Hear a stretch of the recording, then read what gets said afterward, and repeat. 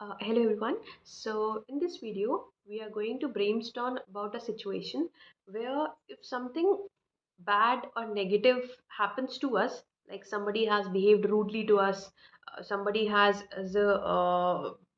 done something bad to us, or we had certain a bad experience, like there's a breakup or something else. So this negative feeling or this thought continues on our mind and it stays for about days, months, or even years. So what happens is that some of the thought, like if there's something wrong, if something wrong has happened to us, some for example, let's take somebody has as a shouted on us. Now that part of or that thought remains in our mind and it continuously plays on a repeat button on a repeat mode.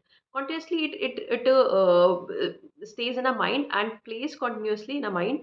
And even if when we try to get rid of that thought, it becomes more prominent and it comes more often into the mind. Like, so the basic crux is that if you're trying to suppress anything, it will become more strong in our mind, because every time we are saying do not think that feeling or do not think about that, we are actually emphasizing more and more on that thought. We are pinpointing to that thing only. So that thought becomes more and more prominent in our mind. um Moving ahead, so what is the solution of this? uh like, you must have heard, or you might have even experienced, problems never end. Problems goes on, continues till the end of the life, and it never ends. So what is the actual solution of this? How to get rid of all these problems? uh, the basic solution or the long term solution for this is there's also short term solution. The short term solution stays like talking to someone who is very close to us, sharing our opinion, sharing with our friends, traveling, listening to music, eating chocolates, having a tub of ice cream. So you must have heard all these things. uh, Scrolling over the phone. You might have even seen that when people are very some people, when they are angry or when they are not feeling in that happy mood, they start scrolling on your on in their phones, just to get rid of that emotion or that feeling for a short period of time. So it's not actually permanent solution, but it's a just a what you can say, it's just a uh, uh, alternative to suppress those feelings for a bit of time, for a short period of time. um, these are just the short term or temporary solutions. The permanent solution to this is that our mind or our brain cannot differentiate between what is real and what is imaginary. To depict this, to verify this, you may have seen, like, whenever you are dreaming and you are feeling that in your dream you might have ever experienced that any of your close relative or uh, in your dream you might have experienced that if you're dreaming about someone who very close to you has died, so you will be experiencing the same pain, you will be going through the same torture and pain and same feelings as it would have been in the real.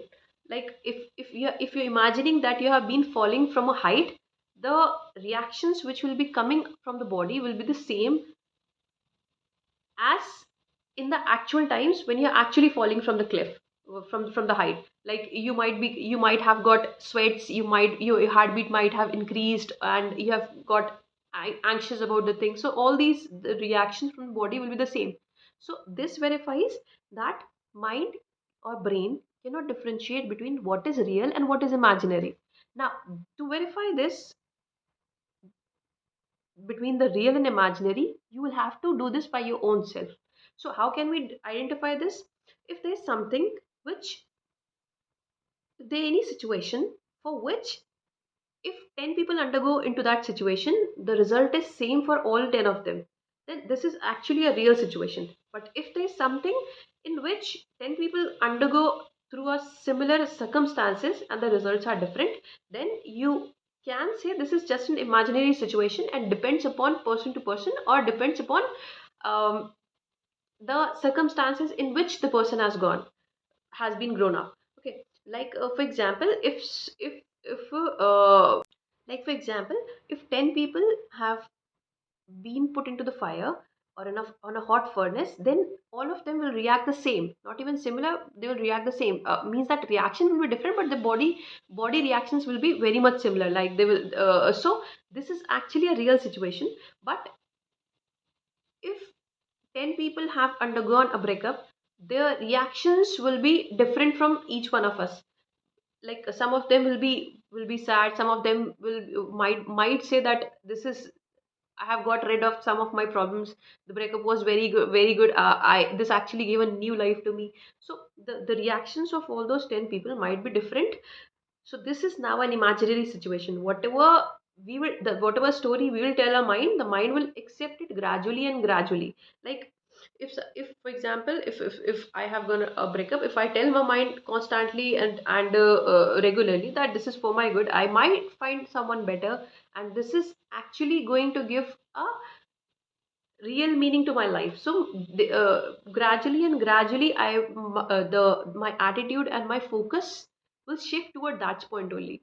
So this is the thing. So whenever we are going through a situation, uh, through a bad experience or through something which is degrading our life, like somebody has behaved rudely and we have been constantly thinking about it for days and days and days, that why this has happened to me, will I ever get out of all these problems or all those things. So try to think that whether it is a real or an imaginary problem.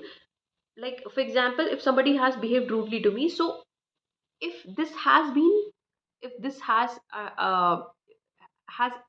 if this has been the same situation, like somebody has been with all the 10 people, like if 10 people have been undergoing the same circumstances, they have been reacted very rudely with someone else, so will each one of them would have reacted in the same manner or not? If this is not true, then this is actually an imaginary situation, and uh, it is required that we need to take the situation at a very lightly in the mind. Yeah, this is all for today. Thank you so much.